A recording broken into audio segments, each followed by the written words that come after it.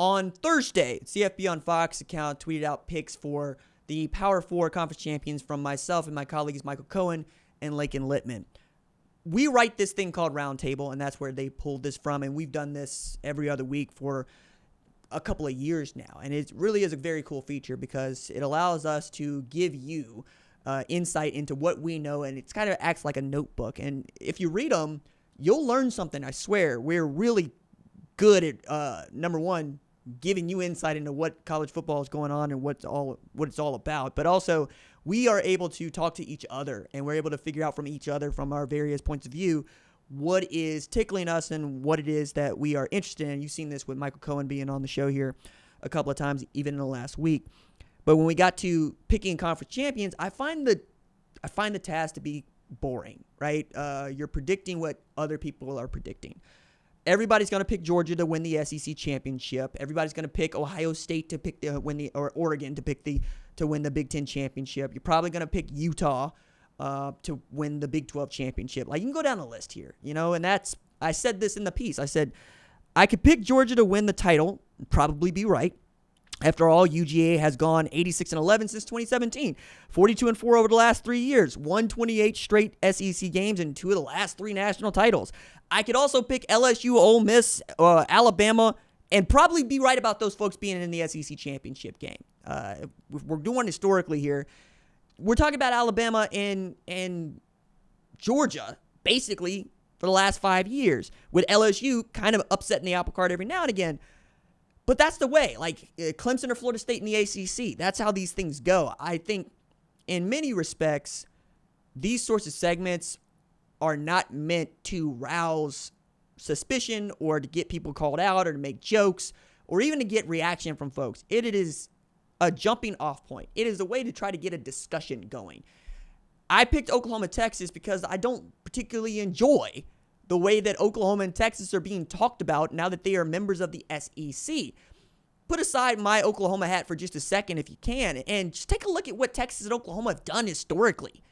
This is not Central Florida joining the Big 12. It's not even Texas Christian joining the Big 12. By the way, both pretty damn good programs, but neither has the blue blood prestige. Texas is not a blue blood, but blue blood prestige of Oklahoma or Texas, even though Texas ran the 1960s. You just get out. The 50s were Oklahoma's. The 1960s belonged to Texas. We can go ad nauseum about these things, but these are always supposed to be, at least for me, umbrellas. They're not supposed to be a thing that we're just yelling about. Because frankly, to have an argument about who's going to win the SEC championship on August 1st, it sounds ridiculous, right? Now, on the other hand, we wouldn't talk about anything if we only talked about it at the time that it's happening. I'm a sports talk show host. I talk about college football year-round every single day. Sometimes it's just important to say, okay, cool, I'm going to pick Oklahoma and Texas to be different here. Not necessarily because I believe that Oklahoma and Texas are the two best teams in the SEC, because we got lots of evidence to the contrary going into the season. But it could happen. Just as there's a possibility Vanderbilt could be good, but based on historical data, we would not predict such a thing to be true. However, if you wanted to tell me that you thought Vanderbilt was going to win an SEC championship, I would like to hear your rationale, because that's the thing. I say this often, and I need you to hear me on this, because this is how I also go into the comments when somebody else isn't going into the comments for the show. Build an argument. Give me a thesis and give me some evidence. Don't come out here with a take that you can't support. I say that Oklahoma and Texas are being underestimated. Maybe Oklahoma more than Texas. I say that there has never been a new member to win the conference championship in the SEC since they started playing conference championship games in the early 1990s. It's probably unlikely that Oklahoma and Texas will play in the SEC championship game and that one of them will win. But to have both of them play in it would mean, by definition, a new member will win the SEC championship in its first year. And I think that would be particularly fun to watch and to talk about, because that's the other thing that these sports exist to do, for us to talk about. The reason that many people wanted to talk about the college football playoff was because we didn't have one. And now that we have one, the last thing that people want to do is to not argue about who should win the national championship. That is a favorite pastime of people that don't care about who the national champion is. Because if you care about who the national champion is, you don't want to have a two-way.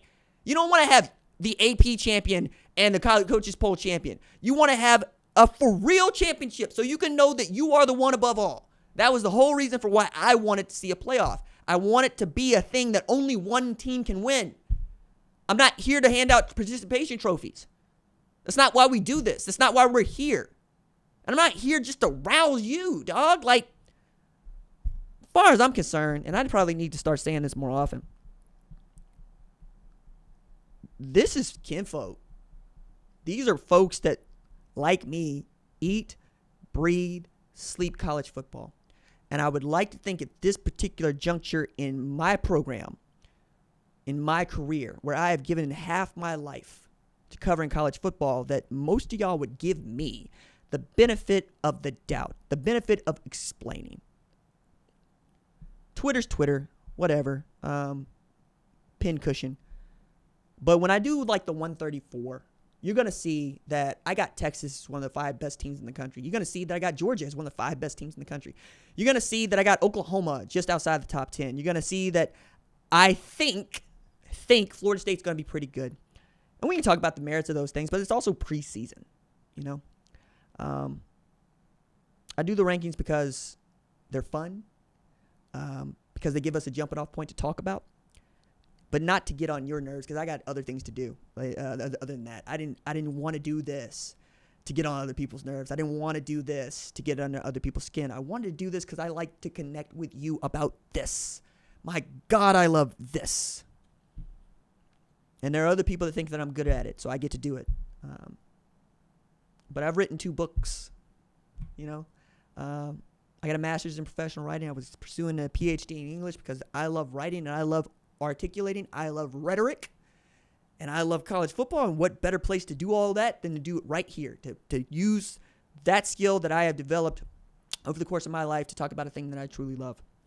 All I'm asking in return is that you listen to what I have to say before you get out here and start calling it a joke.